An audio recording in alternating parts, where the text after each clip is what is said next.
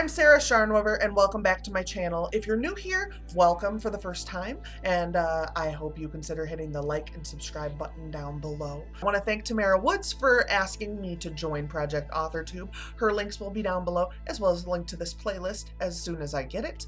I'm Sarah Scharner, and I am mostly a horror author, although I do write some other little kinds of things. I have an accidental fantasy, which I wrote 2 years ago for NaNoWriMo, and I tend to participate in NaNoWriMo every year, whether or not I actually do the 50K words. I usually do something that is measurable. I can utilize this month where everybody's working really hard and kind of feed off of the energy of everybody else who's working really hard, whether or not I'm actually drafting. Throughout the years, one of the things I've noticed in my own writing, and I've also seen other people have a problem with this, is somewhere toward the middle of the month for NaNoWriMo, there's kind of a lull.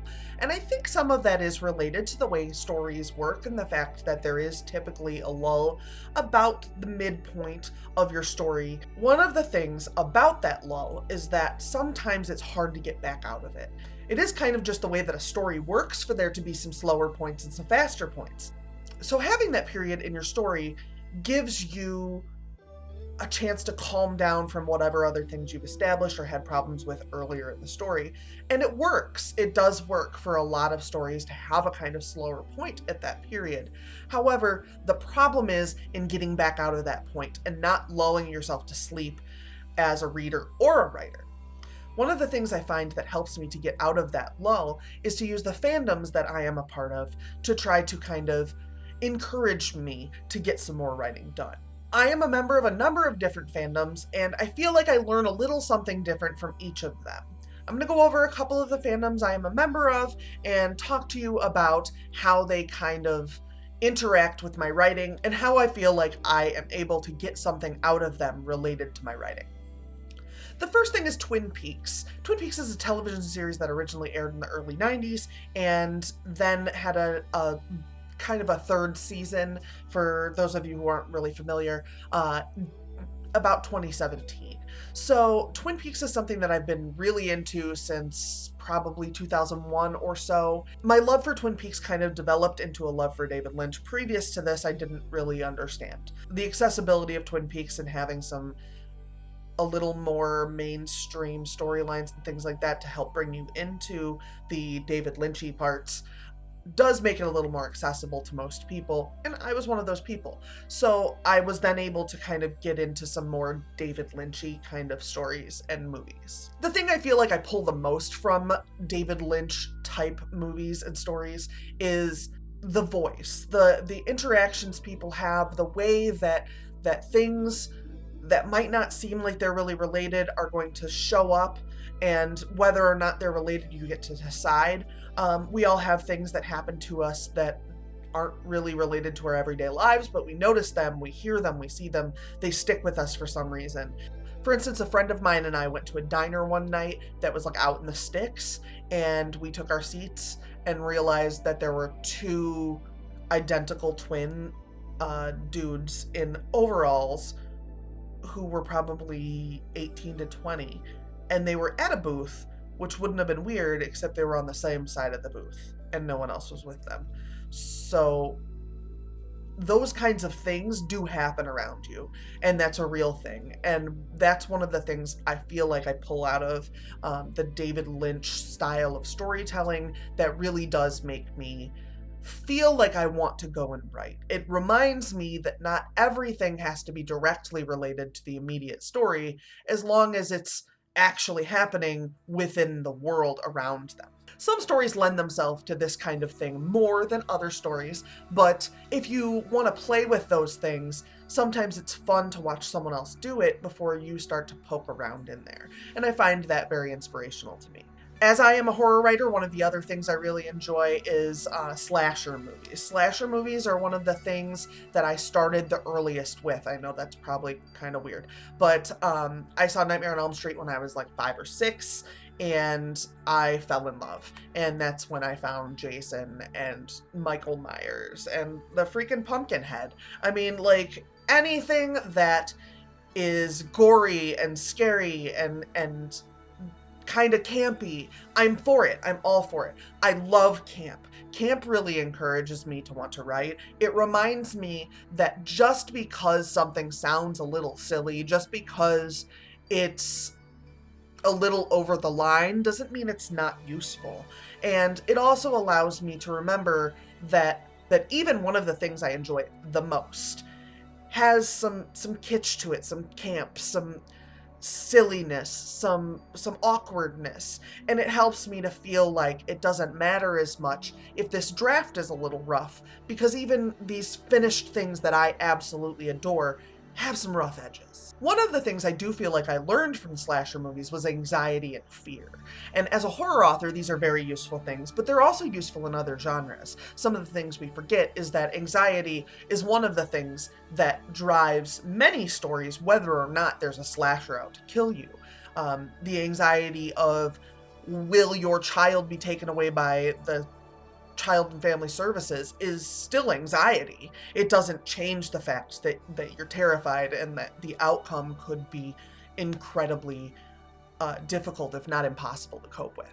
So learning those things for me really did help, and it helped in a lot of places. It also reminds me that high stakes can be various things.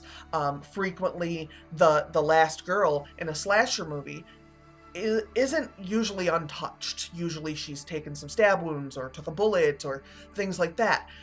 You don't have to come out unscathed in order to be the hero. And that is really important in storytelling. And I try to remind myself of that. And I feel like the slasher movies kind of keep me interested in that as a direction.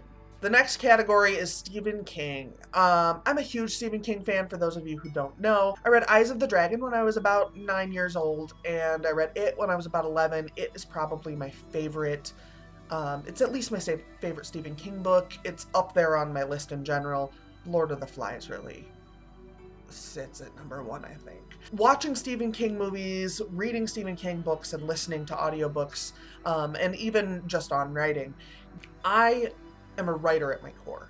I love the written word. I love expressing myself, whether those words be put into someone acting them out, like in taxidermy, or where I just get to hear them inside my head. I love telling stories. I remember early on that some of these Stephen King books were so influential in my desire to tell stories that even the kitschy parts, even the parts where you're like, okay, Stephen, even the things that are unsettling and uncomfortable, things that they couldn't put in movies because they're not okay, those things can be really useful, and they hit different when they were read during your formative years. And since I read them during my formative years, they kind of give me a reminder of why I started writing in the first place, of how telling a story is something that in my gut, in my core, I feel the desire to do. Because I fell in love with writing through Stephen King, it's really easy for me to enjoy things even when they're bad. They have that nostalgic point to them. They have that reminding me that I was so in love with this when I wasn't stressed, when I wasn't worried about how I'm going to afford an editor, or how I'm going to get this book out, or when I'm going to get this book out, or if I'm going to get this book out. When those things weren't hovering over my head, the written word was what really brought me to it. And touching back on those things that early in my life made me love the written word helps to push me past that part where there might be a lull, where I might feel like, I could absolutely just watch TV tonight instead of writing, because I don't really have an interest in what they're saying. But then I remember those words, and I remember why words matter to me. And I want to write again, even if it's slow, even if it's hard. The next fandom is much more of a set of fandoms. I am a huge fan of stories about writers. It's a very similar thing to how I feel about Stephen King. The difference there is that newer stories about writers hit different and hit different parts of me. Early on, I was into things in that arena that were much more of a kind of capote, telling me the story of a big time writer, telling me something that I don't know, some behind the scenes stuff. That to me felt like a connection to other writers. But today I have a connection to other writers. I have you guys, I have my friends who might not be watching this. I have friends who are local. I have people from across the country and across the world who I interact with who are writers. So I don't necessarily need someone to fill in as my writer friend for me. So after that, I moved on to some different kinds of writer stories. I currently am watching Californication again. That is an incredibly adult story, but it does remind me of the wildness of being a writer. The idea that we as writers aren't the kind of people who want to turn in reports at the end of the week and go home and just like hang out and watch TV. We're different than that. We're different kind of people. That persona of the writer who's trouble, that persona of the writer who can't manage their emotions, that was part of what being a writer was to me when I was young. So seeing that embodied in a story that I'm also enjoying, such as Californication or Fear and Loathing in Las Vegas, those kinds of drug addiction, life difficulties, very gritty looks at being a writer are how I grew up thinking of writers. So those stories tend to encourage me to write more and to get more done. The last fandom I wanted to talk about was American Horror Story. And American Horror Story has a thing to it that I also enjoy in the Stephen King stories, and that is the greater world. I enjoy getting into stories that are long lines of intertwined inner worlds, things that 4 books down the road, there's some tiny reference to something that happened in the first book or story.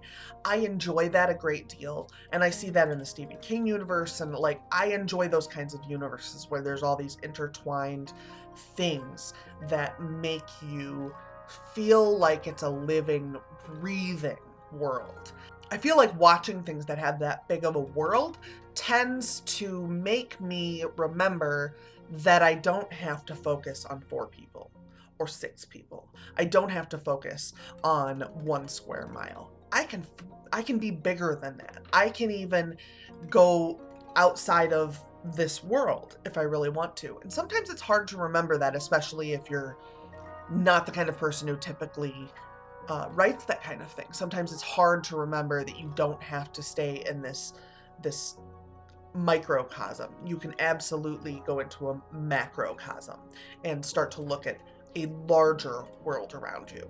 Thank you guys so much for hanging out with me. I want to thank Tamara Woods for inviting me to join Project Authortube. There is a playlist, which I will put up in the cards as soon as I have access to it, and down below.